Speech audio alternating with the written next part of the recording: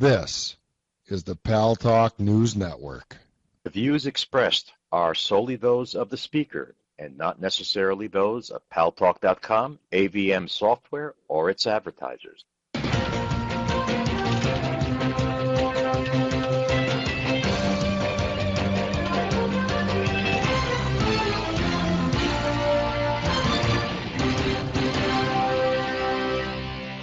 News Talk is online. News Talk Online is a production of Paltalk.com, the largest multimedia interactive program on the internet with more than 4 million unique users. On demand on iTunes and on YouTube and on my blog, GaryBaumgarten.com, where you're encouraged to post your comments. Whether you agree with yours truly or not, no retribution. And thanks to our great friends at CRN Digital Talk Radio, we're syndicated to an additional 12 million households. I am your host, Gary Baumgarten. I welcome you to the show, and I suggest to you once again that you go to paltalknewsnetwork.com early and often, just like voting in Chicago, to see what's going on in this crazy world of ours. Stories that you may or may not see, hear, or read on the mainstream or in the mainstream media. We carried for you today, and we will carry for you again tomorrow, the hearings in Congress on Toyota and its acceleration problems. There's an interesting story there from about Consumers Union suggesting that a better automotive safety net must be put into place so that when people anecdotally report issues such as the stuck accelerator problem that Toyota has been suffering, that the government know how to respond to that and quickly issue a recall if necessary.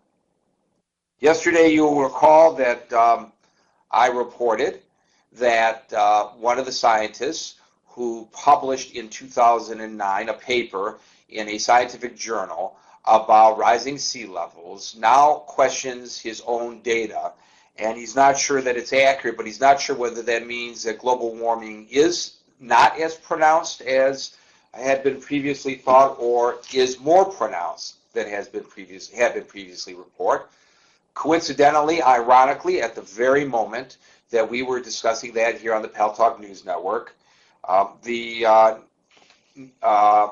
National Geological Service here in the United States issued a report about the Antarctic ice shelves retreating and causing for the levels to rise indeed in the world's oceans.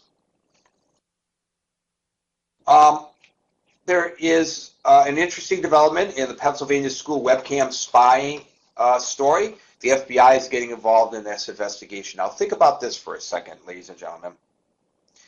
You send your child to school.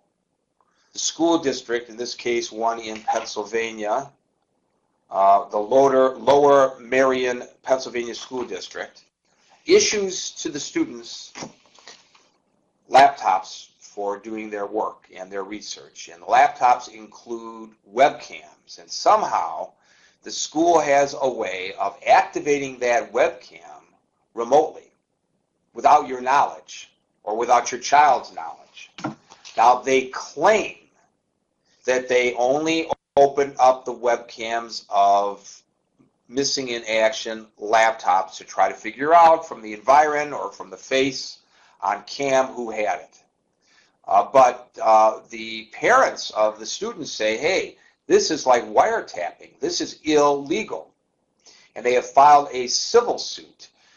They went back to court actually yesterday to ask a federal judge to issue an injunction to prevent the school district from wiping out the evidence from the hard drive of the suspect computers. The school district said, Your Honor, it's not necessary to issue an injunction. We agree to preserve the evidence, and that's where that ended. But there's also a criminal investigation, and the FBI has joined that investigation. It's kind of interesting, isn't it? And I don't know what the rules really are about that. Is that really an illegal wiretap? Is that an invasion of someone's privacy? I would think so. But I don't know. I'm not sure exactly how the law will fall on this issue. Did they have bad intent? Were they trying to spy on the kiddies? Maybe inappropriately, if you know what I mean? Or was it really that they were just interested in tracking down missing laptops? Vice President Cheney was hospitalized yesterday with chest pains.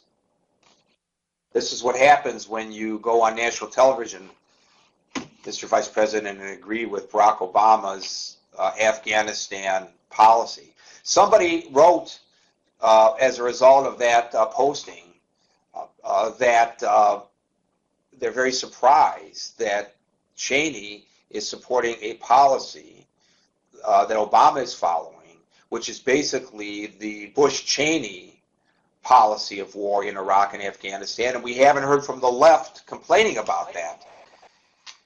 And I had to chuckle a little bit because I hear this phrase thrown out quite often, including yesterday during this program, about the left-leaning media. Well, the left-leaning media, so-called, hasn't been holding the Obama administration's feet to the fire on this, but the true left, the progressives, the people that are really on the left, have been. If you read publications such as Alternate, for example, they've been like white on rice on this story. That this president, who promised change, who promised to bring the troops home, is following the same path that Bush Cheney did in Iraq and apparently would have in Afghanistan. Interesting, isn't it? There's an interesting thread going on the internet. There have been stories about this, about the immensely popular film Avatar, which I have not yet seen, which some people say was boring, but the special effects made it absolutely wonderful and a not-to-miss kind of film. Apparently, there are those who have seen that film who believe it to be anti-American, and there are those who have seen that film who believe it to be racist. Moviefone, InsideMovies.moviefone.com. I actually published an article about that. Avatar has offered critics plenty of side issues to chew over, from its leftist politics, pro-environmentalism, anti-militarism, to Sigourney Weaver's smoking, but the latest issues of films allege racism. Now, again, I haven't seen it. You guys are going to have to tell me, those of you who have seen it, what the hell they're talking about here. And I don't know where being pro-environment and anti-military is necessarily anti-American. I don't know where the anti-American messages come out of that. Maybe there's something else there I'm not familiar with. Anyway, how can a film about aliens be racist, you ask? There haven't been anti-Avatar protests by actual 10-foot-tall, blue-skinned Na'vi people